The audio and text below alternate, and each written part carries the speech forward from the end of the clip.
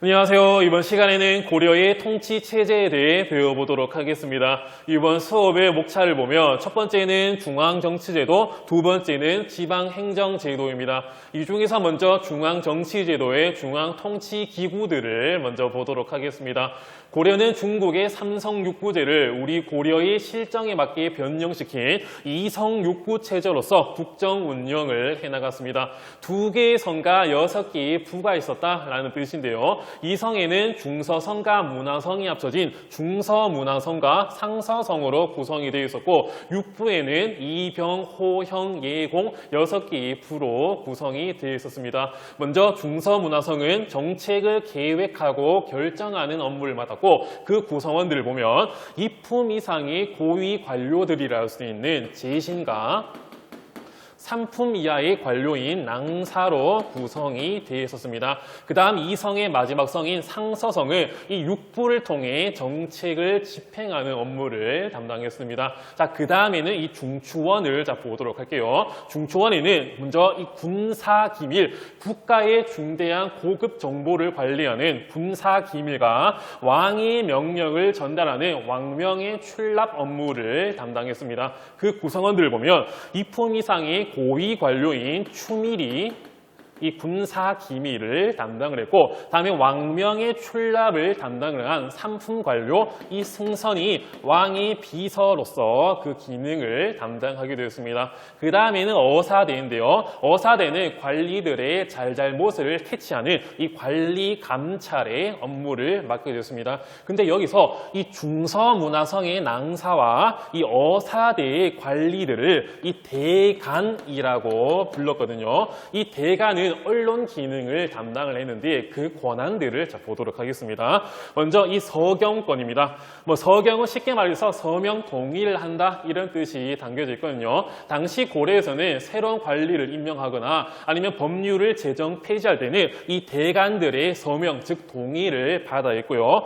그 다음에는 간쟁인데 왕의 잘잘못에 대해서 전하 그러시면 안 되옵니다. 이렇게 왕의 잘잘못을 논하는 간쟁, 다음에 왕의 잘못된 명령을 다시 돌려보내는 공박의 권리를 행사함으로써 왕권을 견제하고 관리를 감시하는 업무를 담당한 게 이 대간이라고 할 수 있습니다. 그 다음 이어서 도병마사와 식목도감을 보도록 하겠습니다.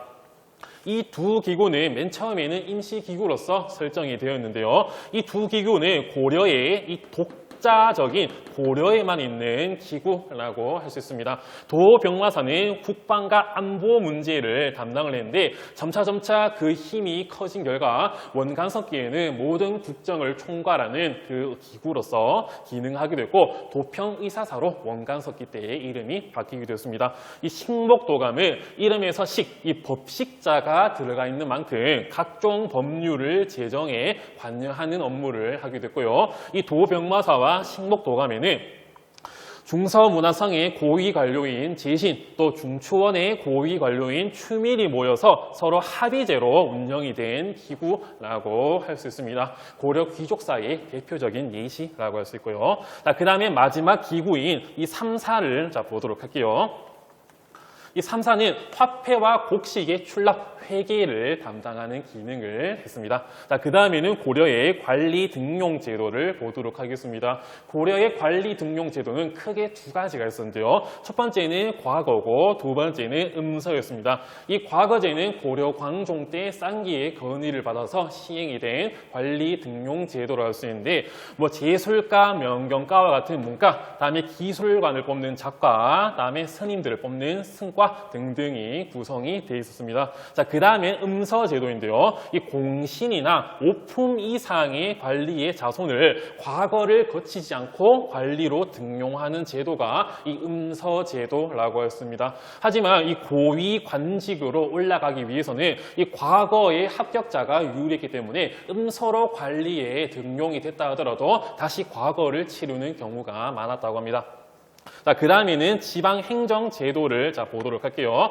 고려의 지방행정제도는 크게 5도 양계 체제라고 할 수 있는데 조금 더 넓게 해서 보도록 하겠습니다. 먼저 경기도인데 이 경기는 이 수도 개경 주변을 이 경기라고 했고요. 그 다음에 고려에는 일반 행정구역으로서 5개의 도가 존재를 했습니다. 이 5도에는 지방장관인 이 안찰사가 파견이 되었고요. 이 도 아래는 주, 부, 군, 현 이렇게 작은 행정구역도 나누어졌습니다. 자, 그 다음에 양계인데요. 이 5도가 일반 행정구역이라면 이 양계는 군사행정구역이라고 할 수 있습니다. 상당히 국경선에 이런 외적의 침입을 막기 위해서 설정된 구역이라고 할 수 있는데 북계와 동계 이 두 개의 계가 있다 해서 양계라고 이름이 붙여졌습니다. 5도에는 안찰사가 파견됐듯이 이 양계에는 지휘관으로서 병마사가 파견이 되었고 군사 요충지에는 진이 설치되게 되었습니다.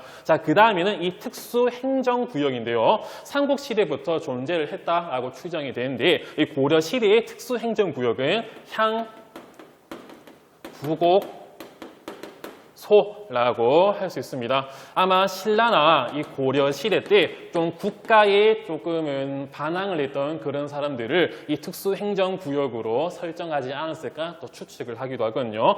향부곡은 주로 농업을 담당했고 이 소에서는 수공업품 등등을 생산했었는데 여기에 나온 결과물들을 국가에 세금으로 바치는 이런 업무를 담당한 게 향부곡소라고 할 수 있습니다. 근데 향부곡소는 거주 이전에 자유가 없었고 다음에 이 업무들이 세금에 대한 과세도 너무 많았고 일이 너무 힘들었거든요. 이에 따라서 이런 향부곡소의 사람들의 불만이 점차 올라오게 되는데 그런 대표적인 예시가 무신집권기 때 망이망소이 공주명학소의 난이라고 할 수 있습니다.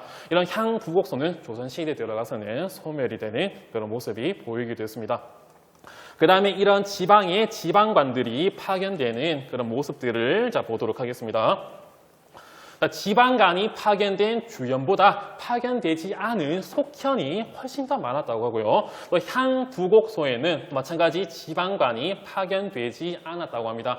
그러면 이런 지방관이 파견되지 않은 구역에는 이 향리라고 하는 계층이 이 지방의 행정을 담당했거든요. 지방 행정 조직이 정비되면서 호족들이 점차 이 향리로 변하게 되고 이 향리들은 과거제 등등을 통해 중앙 관료로 진출을 하게 되었습니다.